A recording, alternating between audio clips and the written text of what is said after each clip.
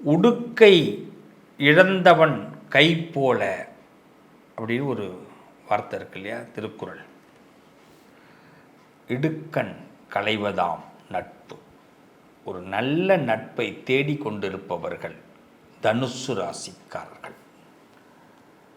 நல்ல நட்பை தேடிக்கொண்டிருப்பவர்கள். ஒரு நட்புடைய அதிகாரம் என்ன சொல்லுதுன்னா, ஒரு பேக் போனாக நமக்கு இருப்பவர்கள், ஒரு கையாக இருப்பவர்கள். இந்த கைக்கு பார்த்திங்கன்னா, இது கேட்டு இந்த கை உதவி செய்யாது. பார்த்துருக்கீங்களா?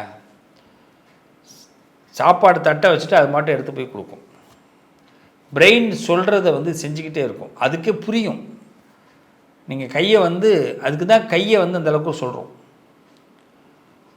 இந்த கை இல்லைன்னா நம்மளால் எதுவுமே இல்லை. எதையுமே தெரிஞ்சுக்கணும். தனுசு ராசிக்காரர்கள் ஒரே ஒரு கேள்வியை மனசில் வைங்க. எதையும் ஒரு கை பார்ப்போம்யா, எதையும் ஒரு கை பார்ப்போம். இந்த எண்ணத்தை மட்டும் தனுசு ராசிக்காரர்கள் பதிவில் வச்சிட்டிங்கன்னா உங்களுக்கு நாள்தோறும் நன்மைகள் ஏற்படும். எந்த விதத்திலையும் சிரமம் ஏற்படாது. நாள்தோறும் நன்மை. அந்த ஒரு கேள்வி தான், எதையும் ஒரு கை பார்ப்போம். பார்ப்போம்யா, அதுதான். ஏன்னா எதையும் ஒரு கை பார்க்கலான்னு சொல்லும்போது தைரியம் வரும். ஒரு விஷயத்தை ஃபேஸ் பண்ணுறதுக்கு தோணும். ஒருத்தவங்க என்ன நினைக்கிறாங்கன்னு தோணும். அதே நீங்கள் சாமி எசமா நீங்கள் எது சொன்னாலும் நான் கேட்குறேன் அப்படி நம்ம போகும்போது நம்ம பிரெயின் வேலை செய்யாது. என் நண்பர்களை, என் சகோதரர்களை, சகோதரிகளை, தயவு செய்து இந்த ஒரு கேள்வியை மட்டும் உங்கள் மைண்டில் பதிவு பண்ணிக்கிட்டே இருங்க. யார் பேசுகிறதையும் அப்படியே ஏற்றுக்காதீங்க. பணிவு வேண்டும்.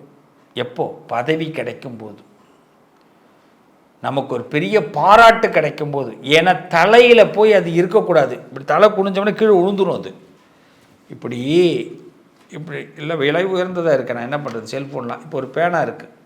இதுதான் பணிவு. இப்போ பணிவு எனக்கு வேணும். ஏன்?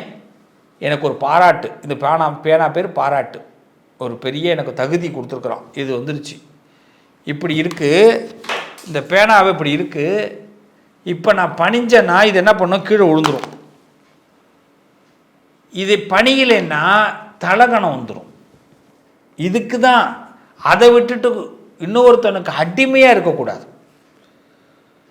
நம்ம கை இருக்குது, நம்மளால் முடியும். நாம் இன்னொருத்தனுக்கு உதவியாக இருக்கிறோம். யாருக்கும் நம்ம சும்மா இல்லை. இதை முதல்ல தனுசு ராசிக்காரர்கள் வெறித்தனமாக மனசில் பதிவு பண்ணணும். வெறித்தனமாக பதிவு பண்ணணும். இதை தெரிஞ்சுங்க. ஏன்னா தனுசு ராசிக்காரர்களுக்கு ஒரு நல்ல நட்பு, நல்ல மனிதர்கள் கிடைப்பது ரொம்ப ரேர், ரொம்ப கஷ்டம். தனுசு ராசிக்காரர்களை எல்லாரும் பகடக்காயாக பயன்படுத்துவான். ஆட்டம் முடிஞ்சதுன்னா தூக்கி ஓரங்கட்டி வச்சிடுறது. அங்கே தான் தனுசு ரொம்ப மைனஸ் ஆகிறது. மனம் உடையக்கூடிய ராசிகளில் முதல் ராசி தனுசு ராசி. இது பல பேருக்கு தெரியாது. கல்யாணம் பண்ணுவான், வேலைக்கு போவான், குழந்தை பெற்றுப்பான், பெத்த பிள்ளைகளை நினச்சி வேதனை பட்டுக்கிட்டே இருக்கிற ராசி தனுசு ராசி. உசுறு உள்ளே ஓடாது, சோறெல்லாம் போவோம். இந்த என்னடா இப்படி இருக்காங்க, என்னடா என் பொண்ணு இப்படி இருக்குது, என்னடா என் பிள்ளை இப்படி இருக்கான், சொல்லவும் முடியாது, மெல்லவும் முடியாது. யார் என்ன கேட்டால் என்ன பதில் சொல்கிறது? எவனாவது ஒரு கேள்வி கேட்பானே, நம்மளை பார்த்து தான் வேறு கேள்வி கேட்பான். கேட்கும் போது என்ன பதில் சொல்கிறது? இப்படி பல சிந்தனை ஓட்டம், உள்ளோட்டம் ஓட்டிக்கிட்டே இருக்கும், நிற்காது. இது எல்லாத்த விட என்னென்னா, வெளியில் எதுவுமே தெரியாதது போல் ஒரு சின்ன ஸ்மைலோடு வாழ்ந்துக்கிட்டு இருப்பார்கள் தனுசு ராசிக்காரர்கள். அதனால தான் பல இடத்துல தனுசு ராசிக்காரவங்க கூப்பிட்டா பேச மாட்டாங்க, திரும்பி பார்க்க மாட்டாங்க. அவங்களுக்கு காதில் விழுவும். கூப்பிட்றான்னு காதில் விழுவும். அவன்கிட்ட என்ன பேசுறதுன்னு தெரியாமல் போயிடுவாங்க. ஆனால் அதுக்கு பேர் காரியவாதின்னு சில பேர் சொல்லுவாங்க. சாதுரியமாக இருக்கீங்கப்பா. தனுசு ராசிக்காரங்களை பார்த்து சொல்கிற வார்த்தை, சரியான காரியவாதியாக இருக்காங்க, சரியான மோசமான ஆளாக இருக்காங்கலாம் சொல்லுவாங்க. அப்படி கிடையாது. தனுசு ராசிக்காரர்களை பொறுத்த வரைக்கும் காரியவாதிகள்லாம் கிடையாது. தேவையில்லை அவங்ககிட்ட நின்றுக்கிட்டு நம்ம வீக்க அவங்கள்ட்ட காட்டக்கூடாது அப்படி நினைக்கக்கூடியவர்கள். நம்ம இன்னும் சொல்லப்போனால் சொல்கிறேன், தனுசு ராசிக்காரர்களை பார்த்து பரிதாபப்பட்டால் பிடிக்காது அவங்களுக்கு. தனுசு ராசிக்காரங்களுக்கு என்ன பிடிக்காது? பரிதாபப்பட்டால் பிடிக்காது. ஆமாங்க, இது உண்மை. அப்படி ஒரு பரிதாபத்தை நினச்சி கூட பார்க்க தெரியாது அவங்களுக்கு. அது மாதிரிலாம் சொல்லவும் கூடாது அவங்களுக்கு. இப்படிப்பட்ட தனுசு ராசிக்காரர்களுக்கு பிள்ளையார், கணபதி, பிள்ளையாரை வணங்குங்க. இந்த காலகட்டம் தனுசு ராசிக்காரர்கள் 3 விஷயத்தில் ரொம்ப தெளிவாக இருக்கணும். இந்த காலகட்டம் முதல் விஷயம், நமக்கு முன்னேறுவதற்கு எந்த தடைன்னு கேட்டால், நம்ம ரொம்ப நேசிக்கிற ஒரு உறவு, ரொம்ப நேசிக்கிற ஒரு உறவு, அந்த உறவுக்காக, அது பிள்ளையாக இருக்கலாம், பொண்டாட்டியாக இருக்கலாம், காதலியாக இருக்கலாம், காதலனாக இருக்கலாம், நண்பனாக இருக்கலாம், முதலாளியாக இருக்கலாம், யாரோ நேசிக்கக்கூடிய ஒரு உறவு, அந்த உறவு தான் நம்மளை ரொம்ப கஷ்டப்படுத்துது. அதே நம்ம முன்னேறுவதற்கு இன்னொரு உறவு தான் நமக்கு லாபம் கொடுக்குது. நல்லா கவனிக்கணும், ரெண்டுமே வெவ்வேறு உறவு. இது நல்லா புரிஞ்சுக்கணும் தனுசு ராசிக்காரர்கள். ஒரு உறவு கஷ்டப்படுத்துது, இன்னொரு உறவு நமக்கு முயற்சி பண்ணுது. ஆனால் அந்த முயற்சி பண்ணி முன்னேற்றுற உறவுக்கு பேர் உறவு இல்லை. நல்லா கவனிக்கணும் இந்த வார்த்தை. நம்மளை உந்து சக்தியாக முயற்சி பண்ணி உயர்த்துது பாருங்க, அந்த உறவுக்கு பேர் இல்லை.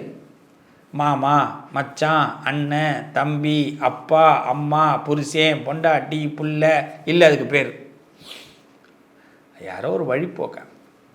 ஒன்று நமக்கு வேலை கொடுக்குறவனாக இருப்பான், இல்லைன்னா நமக்கு நம்மளை நம்பினவனாக இருப்பான், அவன் தான் நமக்கு உதவி பண்ணுவான். இந்த ஒரு உறவு சொன்ன பாருங்க, நம்மளை ரொம்ப டென்ஷன் பண்ணுது, நம்ம மன உளைச்சல் ஆக்குதுன்னு, அது உறவு உள்ள உறவு.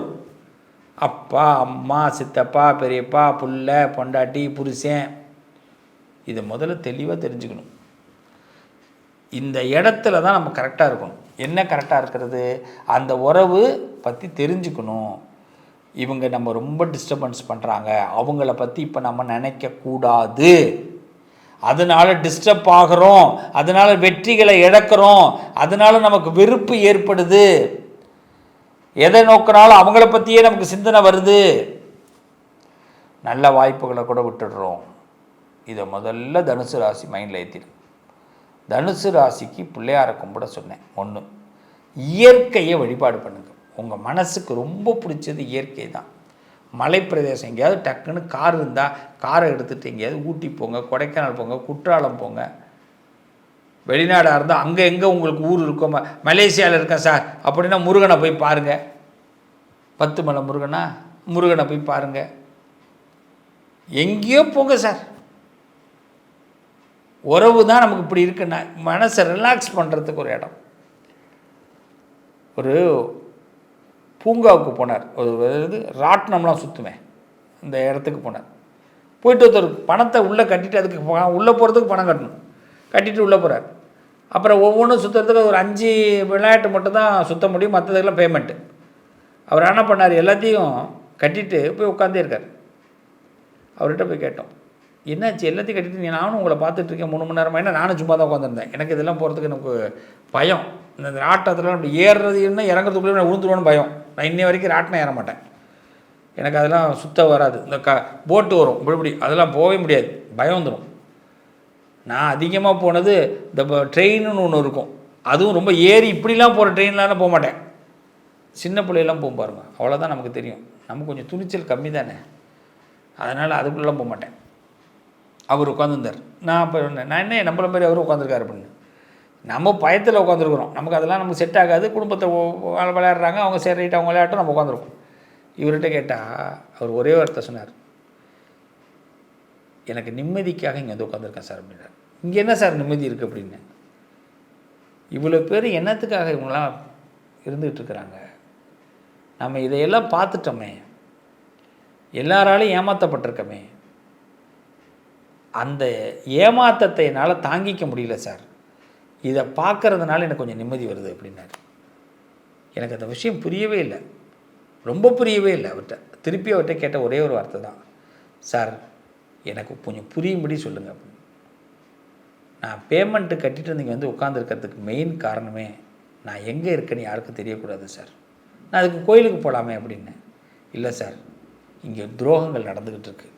இந்த பிள்ளைகளுக்காக இவங்க எல்லாரும் பார்த்து செலவு பண்ணி ஆசைப்பட்டு செஞ்சுக்கிட்டு இருக்கிறாங்க. ஆனால் அந்த பிள்ளைங்க திருப்பி துரோகம் பண்ணுறாங்க சார்.